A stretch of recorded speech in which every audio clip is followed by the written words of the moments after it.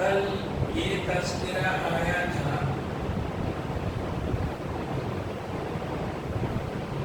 کہ دولت مرد مومن کے لیے، ایک نیک صالح انسان کے لیے بری چیز نہیں ہے بلکہ اچھی چیز ہے۔ اس کو حاصل کرنے کے لیے محنت مشقت کرنی چاہیے۔ آج کے اس مختصر مجلس میں میں آپ کے سامنے یہ ذکر کروں گا، ارادہ یہ ہے کہ ہمارے نبی پاک صلی اللہ علیہ وسلم نے ہمیں اپنی ضرورت کی وجہ سے کسی کے سامنے ہاتھ پھیلانے سے، مانگنے سے بچانے کے لیے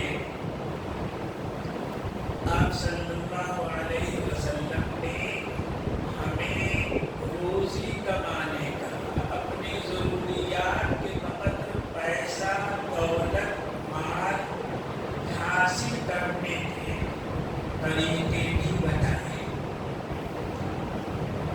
نبی اکرم صلی اللہ علیہ وسلم نے فرمایا کہ کوئی بھی انسان اس سے بہتر کسی بھی انسان کے لیے روزی نہیں ہو سکتی کہ وہ اپنے ہاتھ کی محنت سے کمائے اور کھائے، اپنے ہاتھ کی محنت سے کمائے اور کھائے، یہ سب سے بہتر روزی ہے، سب سے بہتر کمائی ہے۔ ہاتھ سے کمانے کا مطلب کوئی صنعت ہے، کوئی دھندا ہے، آدمی کوئی بھی موٹا چھوٹا کام کرے، اسلام میں کوئی بھی جائز کام عیب نہیں ہے۔ کوئی دکانداری جانتا ہے، کپڑا ڈھونڈتا ہے، یہ بھی ہاتھ کی کمائی ہے۔ کوئی بلڈی وغیرہ جانتا ہے، اس پر محنت کرے، روزی کمائے۔ کریم بنانا جانتا ہے، صابن بنانا جانتا ہے، کچھ بھی کرنا جانتا ہے، کرے محنت سے۔ اسلام اللہ بھی مانگنا اسلام میں حرام ہے۔ سب سے بدتر روزی یہ بھیک کی روزی ہے، مانگ کر کھانے والی روزی۔ اور جس کے پاس ایک دن کے بقدر خوراک موجود ہے، اس کے لیے مانگنا حرام ہے، ناجائز ہے۔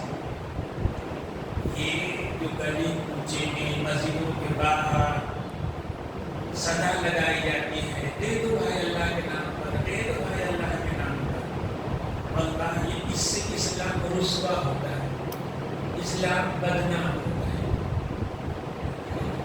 ہم مسلمانوں کو اس سے بچنا چاہیے، محنت کر کے، مشقت کر کے، جو بھی اللہ نے ہنر دیا ہے، نہیں دیا سیکھو، اس سے ہم کو اپنی روزی حاصل کرنی چاہیے۔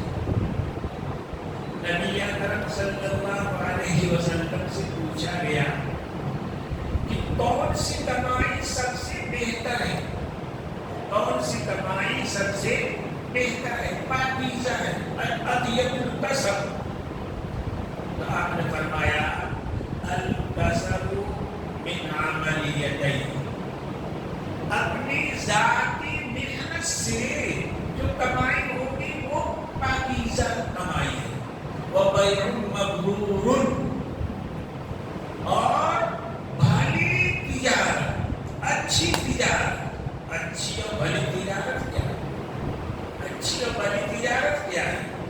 اس میں جھوٹ نہ بولا گیا ہو، کسی کو دھوکہ نہ دیا گیا ہو، کسی سے اتنا نفع بیٹی بھی تاک لی گئی. تو ان سب چیزیں جھوٹ بولنے سے بیٹھ خیر نہیں، بجنس میں خیر نہیں رہ جاتا.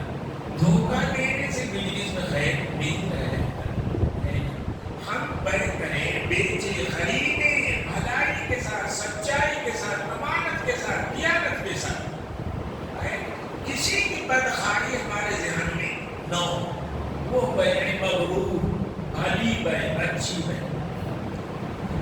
نبی اکرم صلی اللہ علیہ وسلم نے فرمایا، ابو ہریرہ رضی اللہ عنہ روایت کرتے ہیں، آپ نے فرمایا ما من مسلم مؤمن، مسلم میں مومن کا لفظ ہے، ما من مؤمن یغرس غرسا او یزرع زرعا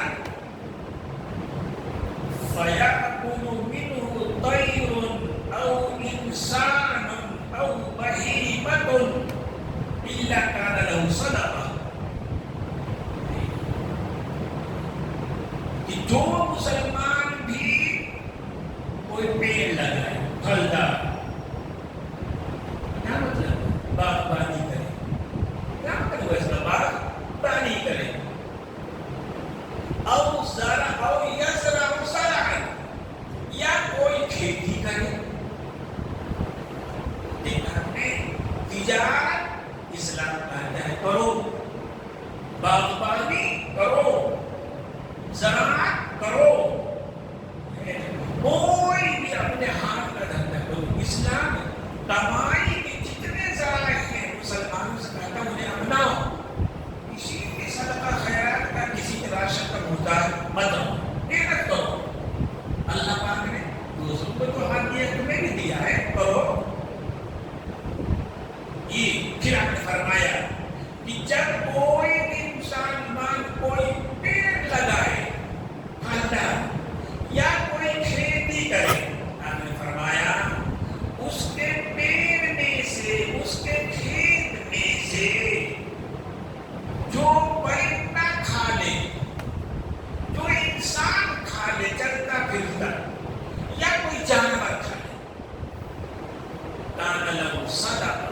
یہ پرندہ کا کھایا ہوا اس کے لیے صدقہ بنے گا، یہ جانور کا کھایا ہوا صدقہ بنے گا. تو کھیتی کرے گا تب نہ صدقہ بنے گا، باغبانی کرے گا تب نہ صدقہ بنے گا. بابا ہمارے نبی صلی اللہ علیہ وسلم اللہ اکبر کیسے سکھاتے تھے ہم لوگوں. ایک انصاری صحابی آئے، انہوں نے دھیرے سے آ کر نبی صلی اللہ علیہ وسلم سے اپنی مفلسی، غریبی بیان کی، اور بیان کیا کہ گھر میں کچھ کھانے کے لیے نہیں. دھیرے دھیرے بیان کیا. آپ صلی اللہ علیہ وسلم دیکھ صحت پر محنت پر صدقے ہیں. آپ صلی اللہ علیہ وسلم نے ان سے پوچھا، تمہارے گھر میں کچھ ہے؟ تمہارے گھر میں کچھ ہے؟ کچھ بھی نہیں. ارے کچھ بھی ہے ہمارے گھر میں؟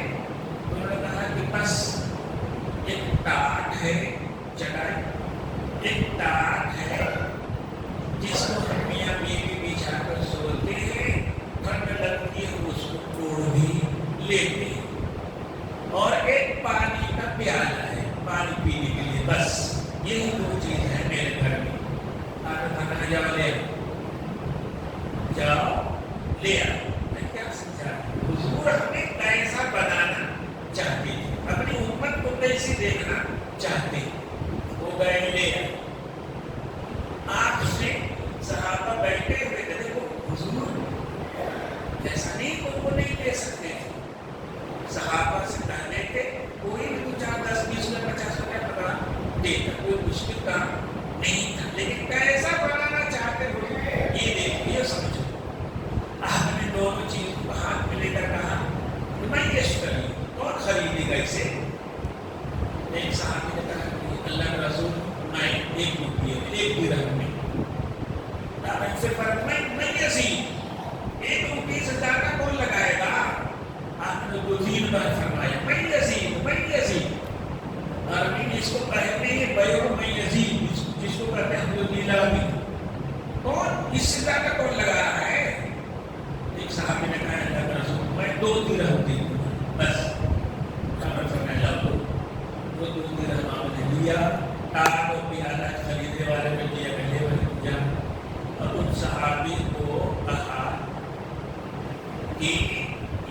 2 درہم لو، 1 درہم سے راشن خرید لو، جو خرید لو، جو بھی کھانے کی چیز ہے خرید لو، وہ گھر میں پکانے کے لیے، اور 1 درہم لو اور جاؤ بازار سے کلہاڑی خرید کے لاؤ۔ کیا خرید کے لاؤ؟ کلہاڑی، ٹانگا، جس سے لکڑی کاٹی جاتی ہے، ٹانگا خرید کے لے آئے۔ آپ صلی اللہ علیہ وسلم نے اپنے ہاتھ سے اس میں ڈنڈا لگایا، لکڑی لگایا اپنے ہاتھ سے۔ جب کلہاڑی تیار ہو گئی تو آپ نے ان سے کہا کہ لو، جنگل میں جاؤ، لکڑیاں کاٹو اور لا کر بازار میں بیچو، اور 15 دن تک میرے یہاں نہیں آنا، بتا اپنی شکل مت دکھانا، جائیے یہاں سے۔ مطلب یہ کہ کام میں لگے رہو، مجھ سے زیارت کرنے کے میرے پاس آنے کی ضرورت نہیں ہے۔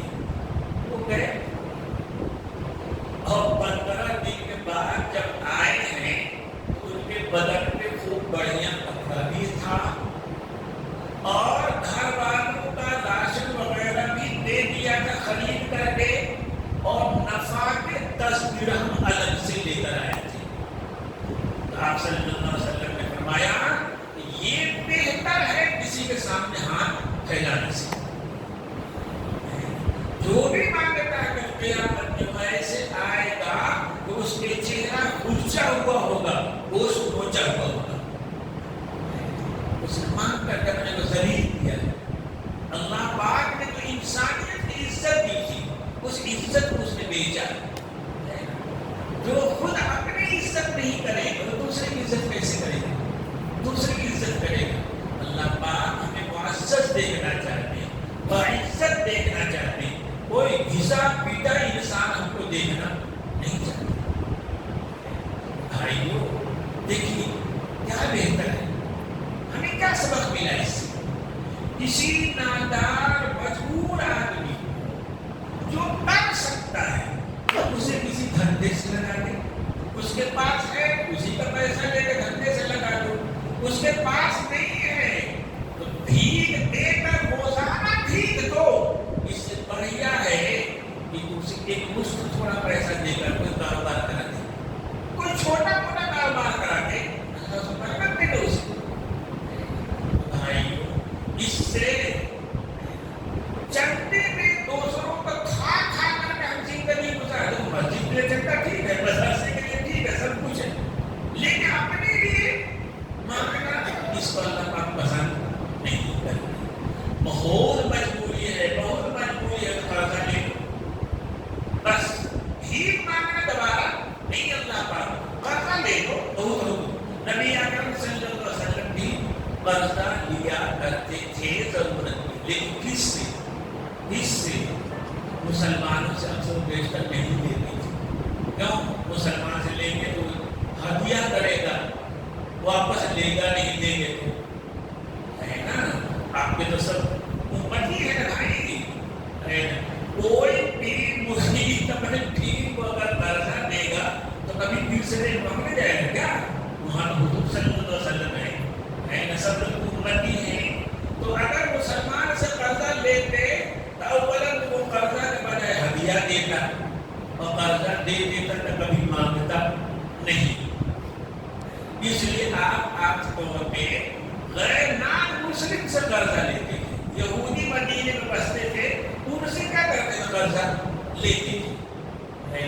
آپ صلی اللہ علیہ وسلم کا جب انتقال ہوا ہے نا، اس وقت بھی آپ کی زرہ لوہے کے قمیص، آپ کی زرہ ایک یہودی کی یہاں گروی تھی، اس لیے اس سے قرضہ لیا تھا 30 ساع گیہوں، 30 ساع گیہوں جو تقریباً 5 من جو، اس میں اپنی زرہ گروی رکھی تھی، پھر وہ زرہ چھڑانے کے لیے دے گا قرضہ تو مفت میں نہیں دیتے، گروی رکھ دیتے تھے اپنی چیز۔ کیا سمجھایا؟ لیکن قرضہ لینے والے میں 2 بات بابا، ایک تو قرضہ دینے والا ہے نا، وہ ظاہر ہے پیسے والا ہوگا، اس کے لیے نبی صلی اللہ علیہ وسلم نے فرمایا کہ اگر وسعت ہے تو قرضہ دے دینا چاہیے، قرضہ دے دینا چاہیے، اور تقاضا میں نرمی برتنا چاہیے۔ اس کو قرضہ دیا ہے، ٹھیک ہے، تقاضا تیرا حق ہے، تقاضا میں نرمی برتنا چاہیے، اور اگر وہ دینے کے لائق نہیں ہے تو معاف بھی کر سکتے ہو، آدھا معاف کر دو، سب معاف کر دو، تہائی معاف کر دو۔ یہ تو قرضہ دینے والے کے لیے آپ نے فرمایا، جس نے قرضہ لیا وہ اس پر گزرے میں حق ہے نا۔ آپ صلی اللہ علیہ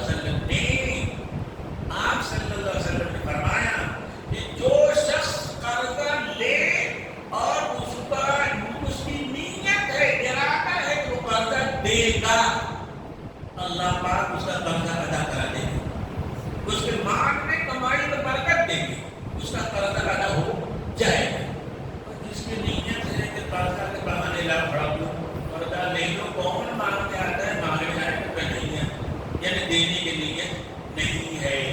اللہ کے رسول صلی اللہ علیہ وسلم نے فرمایا کہ ایسا شخص اتنا مفلس رہے گا کہ قرضہ دینے کی نوبت ہی نہیں آئے گی، اور پھر اللہ پاک آخرت میں گرفت کر لیں گے، پکڑ کر لیں گے۔ ہمارے نبی صلی اللہ علیہ وسلم نے فرمایا، اللہ اکبر، انسانوں کے حق کی کتنی اہمیت ہے اسلام میں۔ کتنے لوگ بڑے بزرگ ہیں، بہت نیک ہیں، لیکن دوسروں کے حق میں فکر ہی نہیں ہے۔ بابا یہ بناوٹ کی بزرگی ہے، اللہ کے یہاں یہ بزرگی نہیں ہے، اللہ کے یہاں یہ بزرگ نہیں ہے، اللہ کے یہاں نیک نہیں ہے۔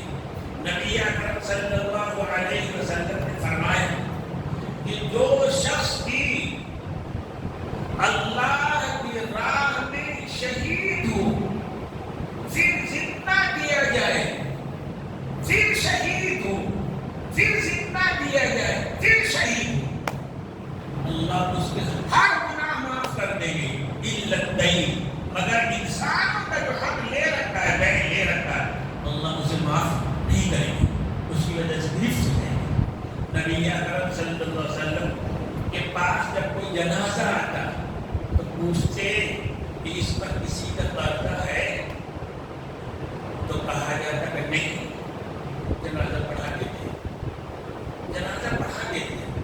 اور اگر کہا جاتا کہ دین ہے، قرضہ ہے اس پر، پوچھتے کہ اس نے اتنا پیسہ چھوڑا ہے کہ اس کا قرضہ ادا ہو جائے، کہا جاتا ہاں، تب بھی پڑھا دیتے۔ لیکن اگر کہا جاتا کہ نہیں، اس نے لے لیا، کھا لیا، حرام کر دیا، اس قرضہ کی ادائیگی کے لیے کوئی پیسہ بھی اس نے چھوڑا نہیں ہے، آپ فرماتے ہیں تم لوگ پڑھ لو، میں نہیں پڑھتا، تم لوگ پڑھ لو، میں نہیں پڑھتا۔ تو قرضہ لے کر نہ ادا کرنا اتنا بڑا وبا ہے۔ اکثر و بیشتر تو ایسا ہو جاتا کہ کوئی صحابی کھڑے ہو جاتے، کہہ دیتے کہ اللہ کے رسول آپ پڑھا دیجیے، میں قرضہ اس کا دے دوں گا، آپ پڑھا دیجیے۔ قرضہ دے کر کے ایک بات یاد رکھو، سوال کرنے والا جس کی عادت ہے مانگنے کی، اس کو ضرورت رہے گی تب بھی مانگے گا، ضرورت رہے گی تب بھی مانگے گا، اور ضرورت نہیں رہے گی تب بھی مانگے گا، تب بھی مانگے گا، اس کو عادت پڑی ہوئی ہے نا۔ اور یہ بھی فکر ہے کہ لینا دینا ہے نہیں کہ تو صدقہ دے رہا ہوں میں، لیکن کیا سمجھا کہ صدقہ ضرورت مند بھی مانگ سکتا ہے، بنا ضرورت انسان بھی کیا کر سکتا ہے، مانگتا رہتا ہے۔ مانگنا نہیں چاہیے لیکن مانگتا رہتا ہے۔ لیکن قرضہ ہمیشہ ضرورت مند ہی آدمی مانگے گا۔ جس کو قرضہ دینے کا ارادہ ہے وہ واقعی سخت ضرورت میں ہوگا، مجبوری میں ہوگا، تب جا کے قرضہ کیا کرے گا، مانگے گا۔ نبی اکرم صلی اللہ علیہ وسلم نے فرمایا کہ ایک نیک صالح آدمی خواب میں جنت میں پہنچا، تو جنت کے دروازے پہ لکھا تھا الصدقۃ بعشر امثالها،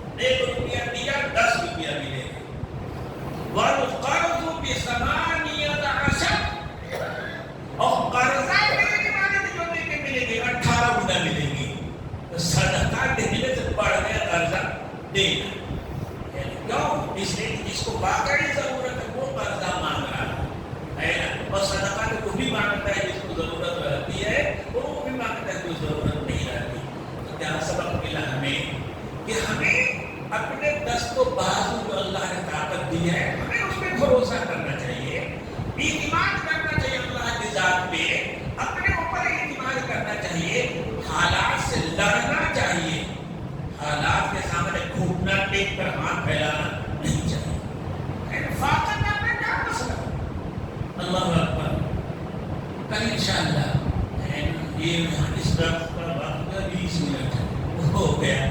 کل انشاءاللہ پھر بات کریں گے اسی پہ. اللہم صلی علی سیدنا